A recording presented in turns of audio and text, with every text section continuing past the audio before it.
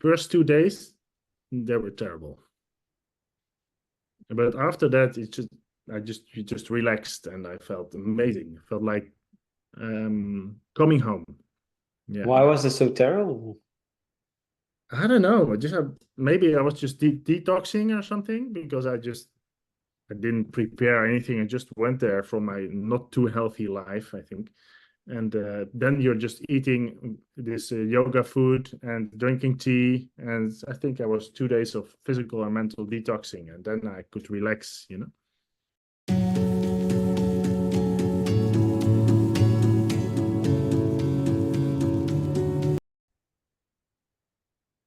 Hey, everybody. This is Sandesh again from the Kundalini Yoga Club. We're doing another session of the Kundalini Awakening podcast from Karma to Dharma. Today, I've got my biggest friend in the Kundalini community with me on the podcast. Very happy to have him here. His name is Jasper Jansen. I met him on a retreat. I thought, holy shit, that's a tall guy. And then he was my roommate.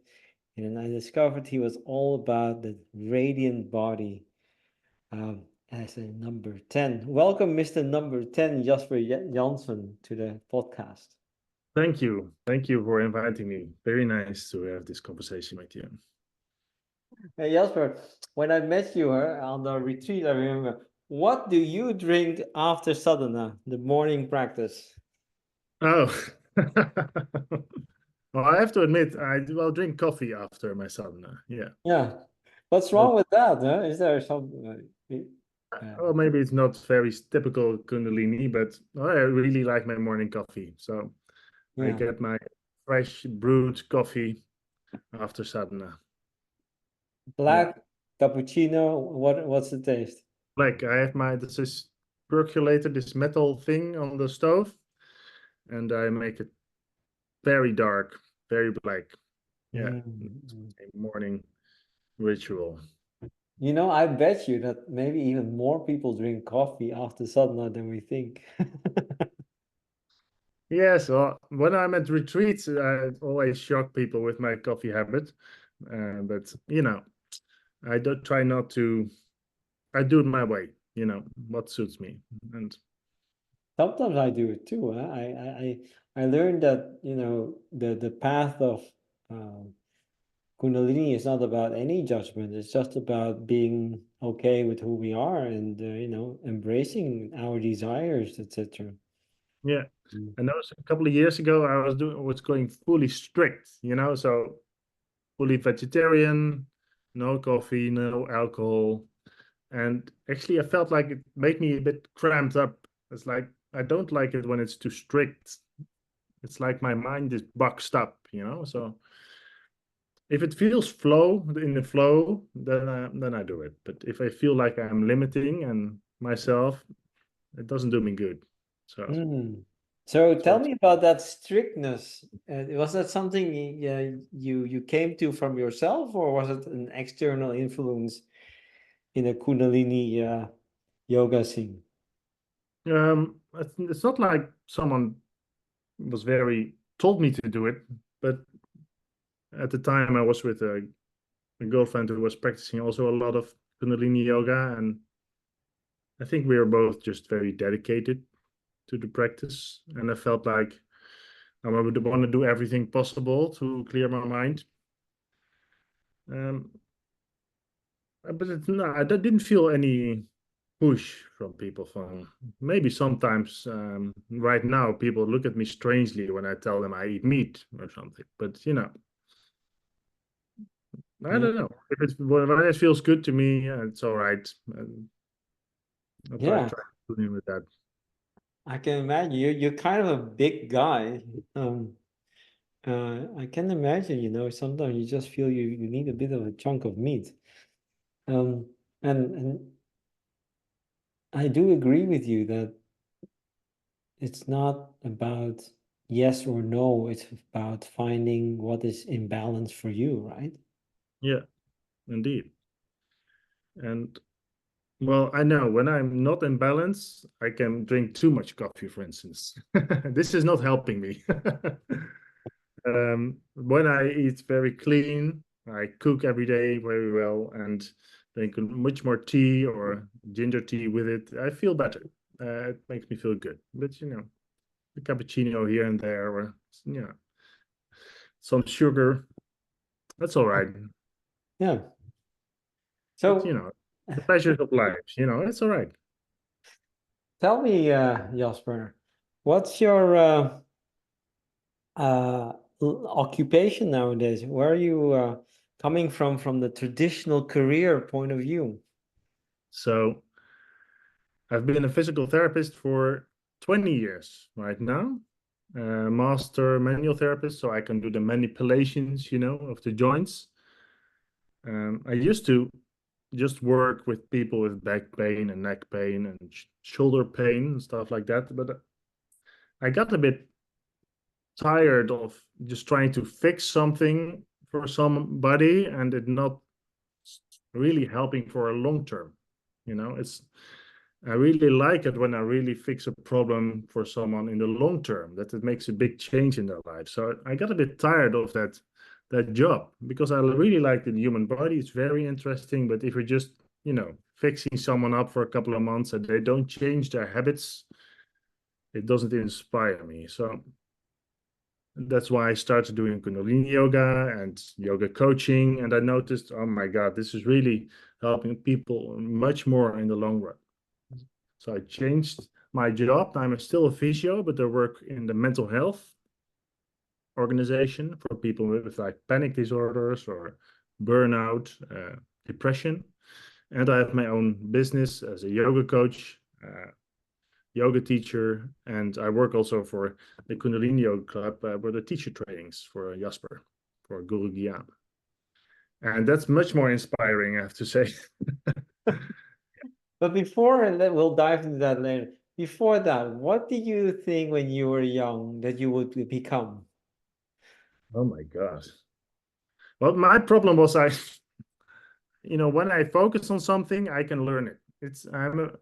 This actually made me lazy because I don't know, didn't really know what to do because I like this a bit, I like that a bit. So at some point, I went to all these universities to check out their um, studies. Curricula, yeah. Yeah. So at some point, I actually signed up for economics course. What's uh, wrong with that? Yeah, well, if I look at, I'm definitely not that guy, right? But I didn't know. So I had no clue. So I went to travel for a year in Australia, and that's where I found out, okay, I want to be a physical therapist. Whilst not really knowing what it was, but I like working with people. I'm very interested in human body. And I figured, what the heck, I have to choose something. So it was, I think, a bit more of a guess or something, or maybe it was intuition. But I never had a very clear picture of my career. But when I started working as a physio, yeah, of course, you get your own interests, right? So um, I started yoga, and well, the rest is history. Yeah. And what did physio bring you? I mean, you're helping people, right? Why wasn't that um, satisfying enough for you? That's actually the most amazing part, of course, is the connection with people. And I really like to connect with people, and it's in an easy way. I don't want to be too serious, but connect really from soul to soul. That's the best part of physical therapy. Yeah, that's true. But within the system, the health system, you get really pushed. You get like 20 minutes for one treatment as a physical therapist. And then you have to do all the administration. That's really, it takes away the soul, the joy of the work, of the connection with people, because you just see like 24 people a day. It's totally insane. So if you really want to help someone, you need more time, right? You need this time to connect, to really find out what this person needs. And well, I can do this with yoga coaching, with also with my yoga classes, because well, most people who come to my classes have come in 5, 6, 7 years already. It's a bit of a community, and that's what you need. So you're saying connection, that's what is important for you. And Um, also as a treatment for many clients, I am absolutely sure the biggest thing that healed them was true connection, true someone who really listens to them, right? And this is calming your nervous system. This is healing your energy system. And that's one of the biggest problems in this society, I think, this true connection. And a physical therapist is for a lot of people that person. It's a bit sad actually, because people are so separated. That your physical therapist becomes your bit of your friend. your connection to go, Yeah. paid by the insurance system. So you're saying that the system has changed in the 20 years you've worked with as a physio? Oh yeah, definitely. It wasn't, a lot of good things changed.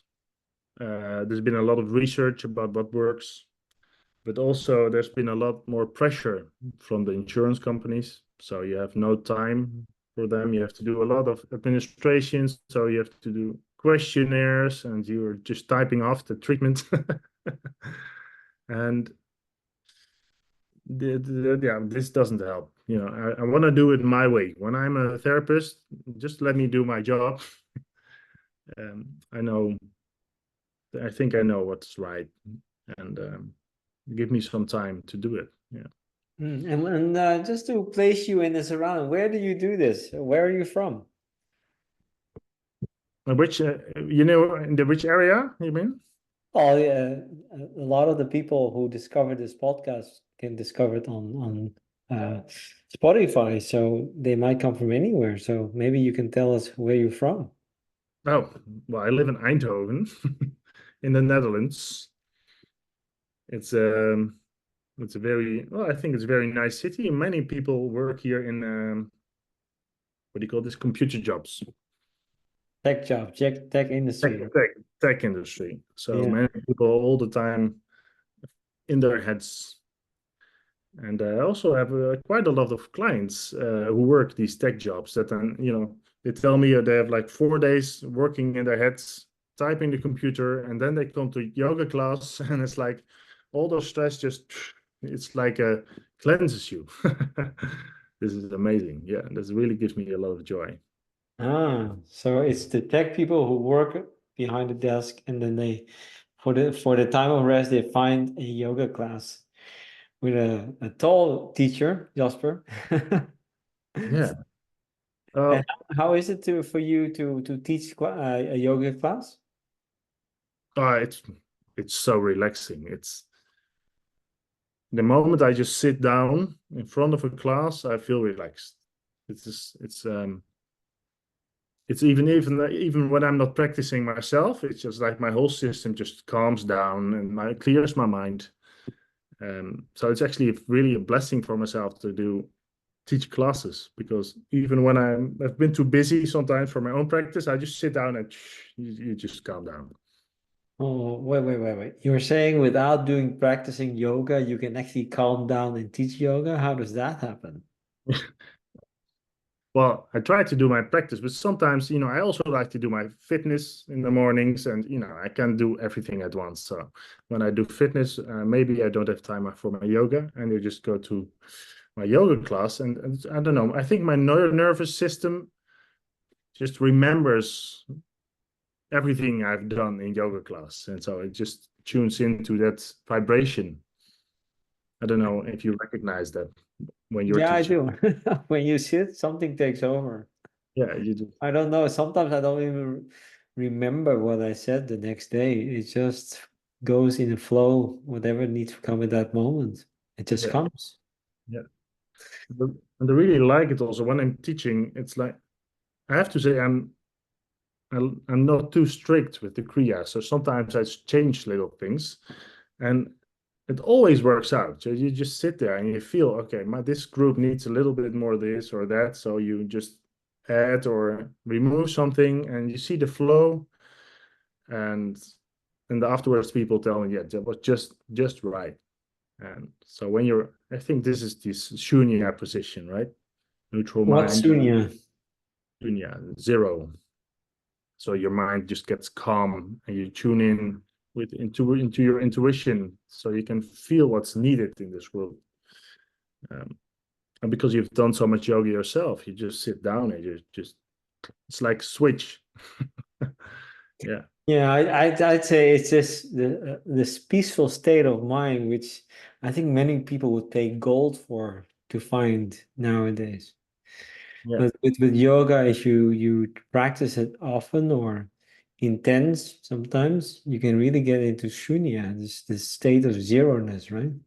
Yeah. And you can just tune into everything that's around you. Yeah, it's beautiful. Yeah. Yeah. Hey, and tell me, how long have you been doing yoga? Well, I always forget, but I think about 14 years, 14 years. What age were you then? like 30. Actually, my first uh, time I really did Kundalini yoga was at the European Yoga Festival. That was my first time. So I've actually visited this woman who did Satnam Rasayan healing. I didn't really know where it was from. I just knew someone told me she was a good healer. So I went there to her, and she told me, Jasper, you should go to this festival. I'm sure it suits you. So I was like, I don't know, let me check the website. And well, it looked interesting, and it was cheap actually. I didn't have much money. I figured, oh, why not? I have to do something. So I just went to this yoga festival, and started with 12 hours a day Kundalini yoga or something, all the classes. Yeah. And how was that the first time you visited the festival? So first 2 days, they were terrible. But after that, you just relaxed, and I felt amazing. I felt like coming home. Yeah. Why was it so terrible? I don't know. Maybe I was just detoxing or something, because I didn't prepare anything. I just went there from my not too healthy life, I think. And then you're just eating this yoga food and drinking tea. And I think I was 2 days of physical and mental detoxing, and then I could relax. Ah, And and you said that you actually had a not too healthy life. Describe that life for us. well, well, at this point still. Well, when I was younger, when I was studying, I went just to drink and work in a bar, and you know, like any other student, I think. And I didn't exercise at all. And the years after my study, I don't think I exercised also. And I got just lazy with cooking, eating a lot of easy food. So I was not really aware of how much this influenced my mental health and physical health. So when you start doing yoga, you really notice much more. The more yoga you do, you actually, what I felt is it's like you lose your ability to handle toxins. So it's funny. You figured, I never eat shit, so I can handle it, right?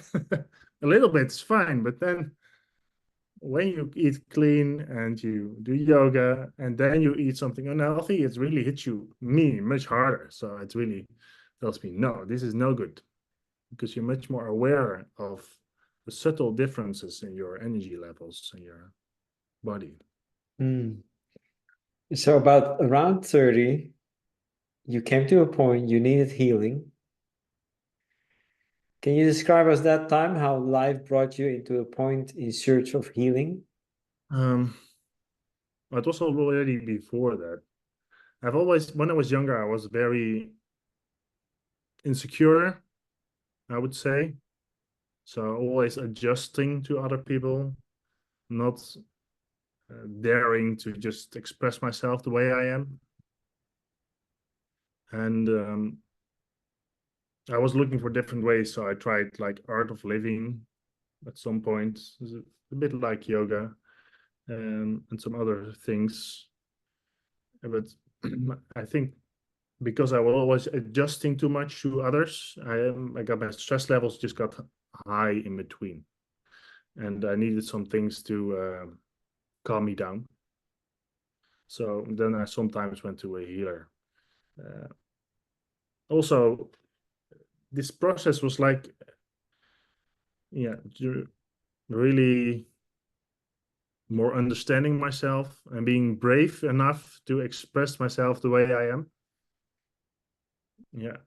And the more I have been doing yoga, but the more I've been, yeah, become courageous, I would have to say, to Mm. express myself the way I want to live my life. So if you And had to score like around, in your young age, how courageous you were from a scale from 0 to 10, and now after practicing yoga, where are you now? well, I think I'd be at right now. Well, Where were you first? whereas first, I was just avoiding all this scary things, So I would think I would be from 10, like a 5 or What would 4. you avoid? What would you avoid then? I would avoid, and for a long time, I would think I wanted to go do some singing classes or maybe some theater or something. But when I was younger, I didn't dare to do it. I didn't dare to sign up for a class, or I didn't dare to talk to a girl if I liked her. I didn't dare to come up with big plans for myself. In my mind, I had only small plans for myself. And the thing is, you limit yourself so much by your fears that you don't even recognize all the things that you're able to do. So I had no grand plans for myself, and I was already happy with little things. So right And where are now, you now? Yeah. yeah, well, I think I'm quite good right now at just jumping into things, whatever, just for the experience. And the thing is, if you do new things, you really learn so much about yourselves, and maybe you can surprise yourself and you develop yourself further, right? So I did like crazy stuff the last couple of years. I worked in some entertainment in a theme park. I do singing classes, musical lessons. I have my YouTube channel with my videos.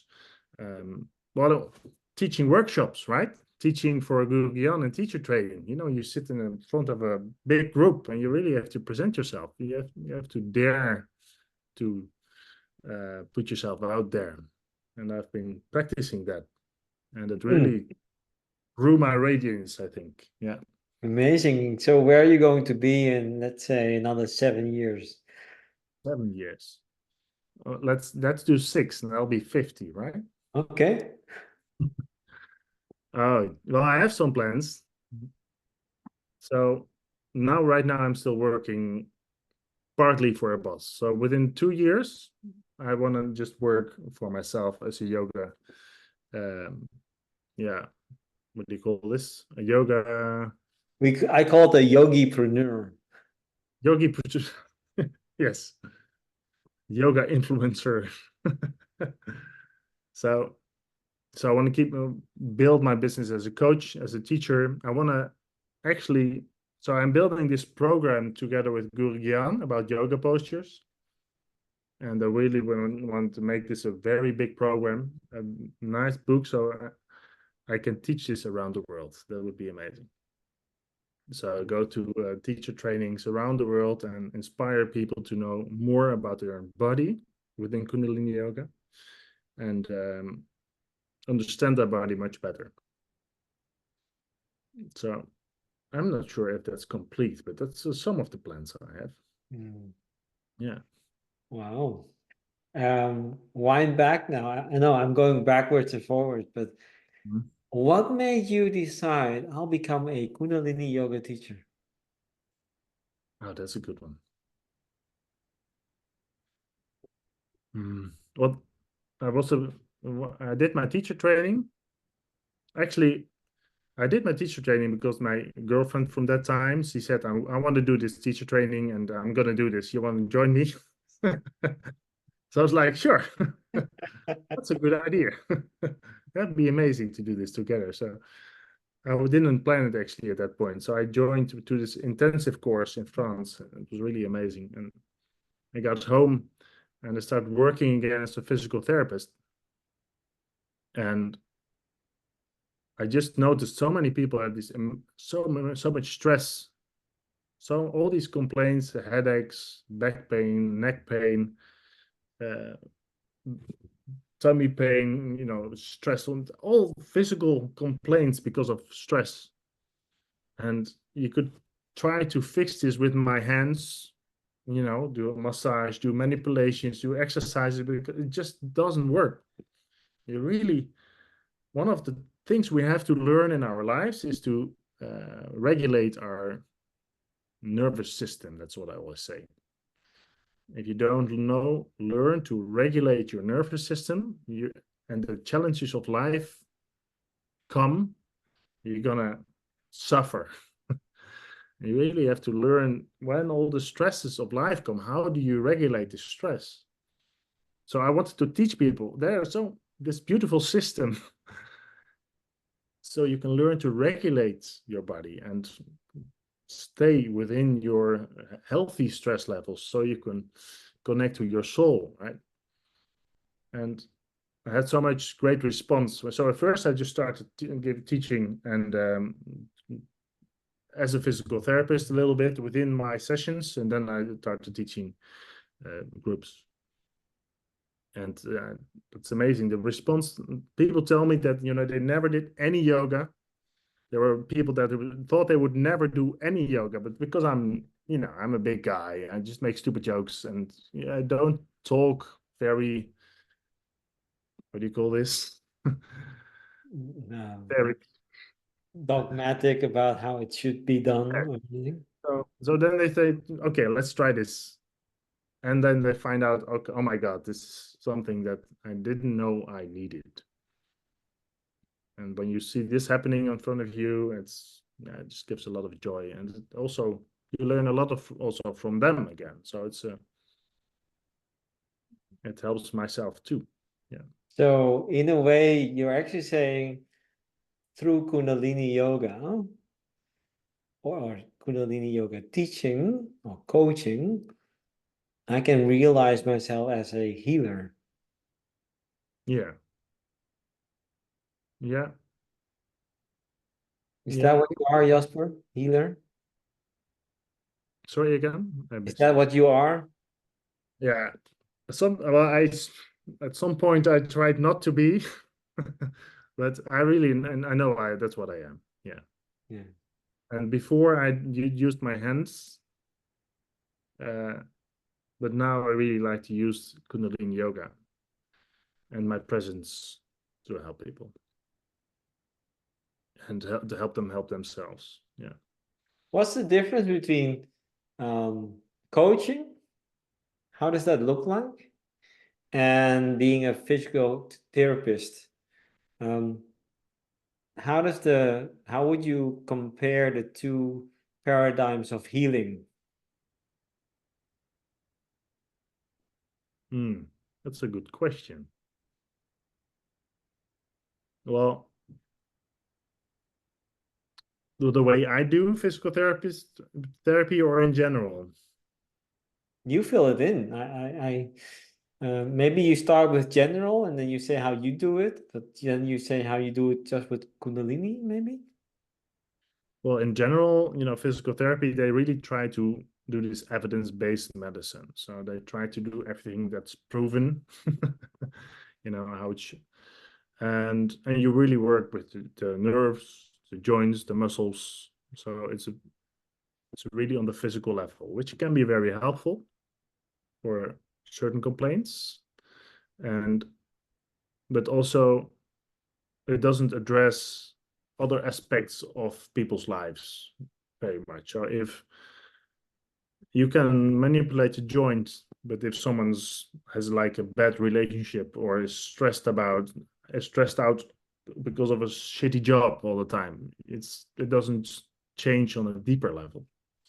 So if you do coaching, first I try to look at the big picture. So I can focus on this little joint, right? Or uh, this little pain in the leg or head, but mostly it's just a signal that something is out of balance. And you really want to look at all the aspects of life. And when you do this coaching, you really work on everything. So the physical level, the energetic level, but also very much on the practical level. You really see what you do. You can do a lot of yoga, but if you don't make healthy steps within your life, you can just do 12 hours of yoga a day. It's not gonna really help for the long run, right? So you want to help people make the difficult steps often that brings them a life which is much more in balance. And that's actually really fun. So it's also very dangerous actually for people. If you start doing Kundalini yoga and coaching, I'm gonna tell you things are gonna change. And it's not going to be always easy, but Give it's us an very example. What did Kundalini Yoga do to you that was not so easy? to me, Jesus. Um, well, it's much more easy to just ignore my calling because it's difficult. So just watch TV and do my regular job and stay in my unhealthy relationship and think that's fine. But it's much more difficult to face the challenges of change. It's uncertain, right? So I stopped at some point. I just stopped working as a physio because I want to work as a yoga coach, and this is very uncertain, right? When's my next paycheck coming? I don't know. So it's scary. It's much more scary. And when you do these things that you've been avoiding for such a long time, it's a lot. It's very challenging. Yeah, but very rewarding at the same time. But it's much easier to just sit on the couch but I always say to myself, if I would lie on my deathbed, right, and look back, what story do I want to tell about my life? Yeah. And if I just chose the easy route of comfort and, mediocrity, I would not be satisfied. That's I think, a biggest nightmare, to just don't follow your true path. And what is the story that you would like to tell when you're on your deathbed? Right. So this is so I want to live a life where I face my challenges and build a life that is good for me and where I help a lot of people also do this. Which means if I want to do this, I really have to become a master in telling people the beauty of what I do. So that means becoming a super marketing man, a big teacher, making books and courses and travel around. And all these little things are scary to me because, well, as I told you, it's much more easy for me to just stay on the couch. What's can you now, with all the Kundalini experiences, all this consciousness, what's that fear? Um, oh, this is a difficult question. What's this fear? Fear of rejection, I think, of failure. This is a very big fear. Fear that it's maybe not good enough. Not good enough. That whatever I'm offering, that it's not special or something. Not worthy. I was listening to this fear is actually quite stupid, because I hear all the time from everybody that it's very important what I do. But that's a big fear that I always have to face every day. Okay, I'm going to do this workshop. Okay, now I have to promote again, or I'm going to teach for Jasper, or I'm going to make this training, make a video. Yeah, I want to be the person who faces this fear head on. I And guess that's your story. I yeah, face my fears head on. yeah. And even if you feel it doesn't matter. Just as long as you try. Yeah. That's the most important bit. Yeah. And whatever comes from it, that's okay. As long as you tried. A life worth living is a life of facing your fears as long as you tried. I guess so. To, yeah, it's to be courageous is, well, it's stressful. There's no thing, if it's scary, but if you face it and do it, the reward is incredible. And tell me now, what does the Kundalini energy bring you? I think the most important thing that brings me is peace. Yeah. Yeah, I would say that this deep peace within myself. Yeah. And clarity. There's no danger in that? Danger. Why would there be danger? Well, if you get clarity, it will probably mean you got to do stuff. This is the danger, that you're like, shit, I have to take action. No, it's just the best place to be. And when I'm in that clarity, my energy flows and I can work all day. Yeah. Then my gift starts to work for me. I have a high energy. So when I'm in this clarity, I know what's right for me. I make the choices connected to my soul. And when you're in that clarity, it's so easy to have lots of energy. And that's incredible, because whenever I'm doing stuff which is not connected to myself, this is not right for me, it drains my energy. But when I'm in peace and clarity, I know what to do and I can work all day and have fun doing it. Yeah. I Wow. would, I can't get this from fitness or running. No, it's great. I love doing a lot of fitness and running a marathon or whatever. This is also very important. I like it a lot, but it doesn't give me that same feeling. No, no. Does it have to do with that connection to your soul that you're talking about? Yeah, I think so. Because when you try, What is that connection to your soul? You said it a few times.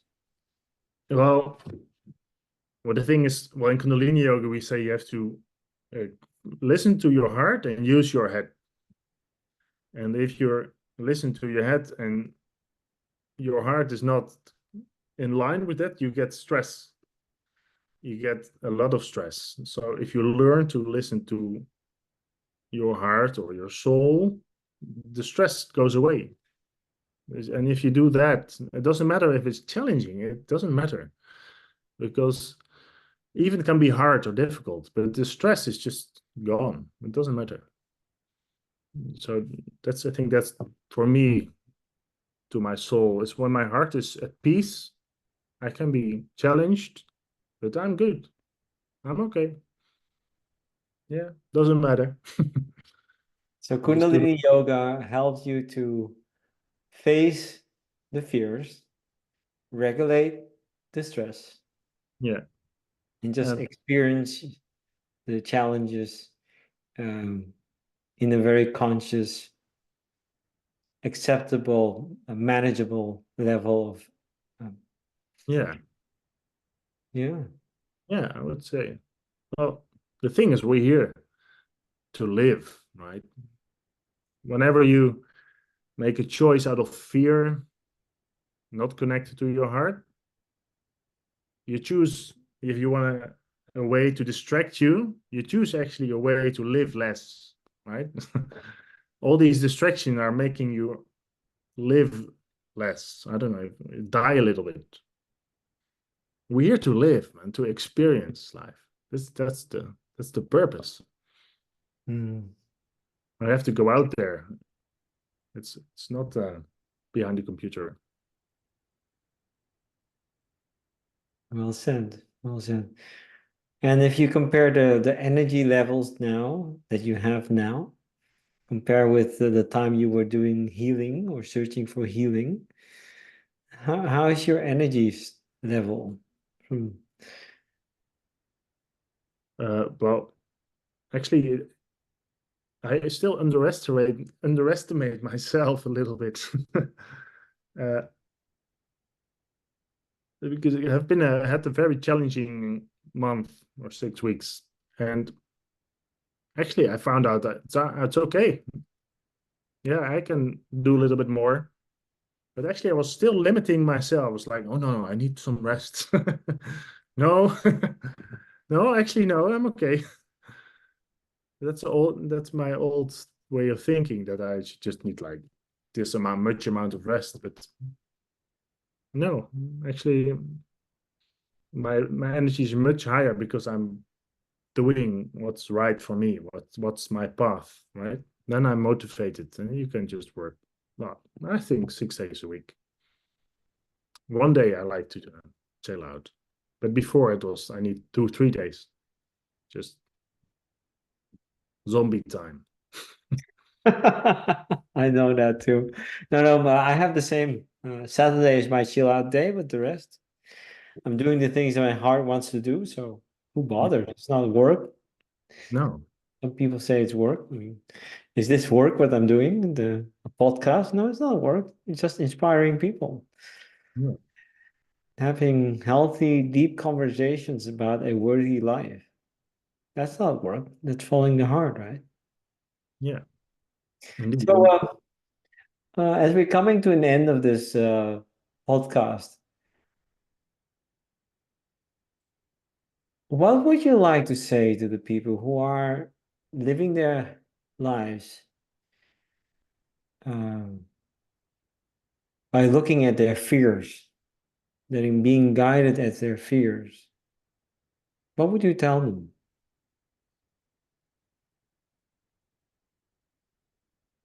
I would actually say, okay, remember when you were a child, just, starting your life's journey. Where did you want to, where did you want to go? What do you, what dreams did you have? And what are you living right now? And yeah, wouldn't you uh, like to offer this child this amazing journey? Yeah, I think if you look back at this child within yourself, and if you can feel compassion towards the challenges you've had, maybe you can imagine something else for yourself. Yeah, that's it. Wonderful, inviting words. Jasper, thank you for a beautiful story about confronting your fears and living a life worth living. And where can people find you as a yoga coach? So they can find me on my website, yoga elements.nl, or in my Instagram, Jasper_now, and also on YouTube for the same name. We'll put it in And the description. all right, you can find me for Dutch and English. That doesn't matter for me. And we can find you on the yoga festival, right? The Yoga Festival, the Kundalini Yoga Club, level 1 teaching. Yeah, it's I must say it's nice to have courageous men like you around, Jasper. It just I very much resonate that I've never felt so energetic. You know, we are almost the same age, I guess. Around our 45s, 44 and 45, but I'm way more healthy and energetic than when I was 30. Oh, definitely. Yeah. It's incredible. I cannot even compare. It's not even 2 times more energetic. It's just way more with a different mindset, right? Yeah. Yeah. And boy, we don't learn that at school. So we have to find other places. Yeah. And luckily, we have a very nice place, which is called Kundalini Yoga at the Kundalini Yoga Club. But find a yoga studio. Everybody has their own path, but glad that we found our path, right? Yeah. Thank Indeed. you, Jasper. Thank you.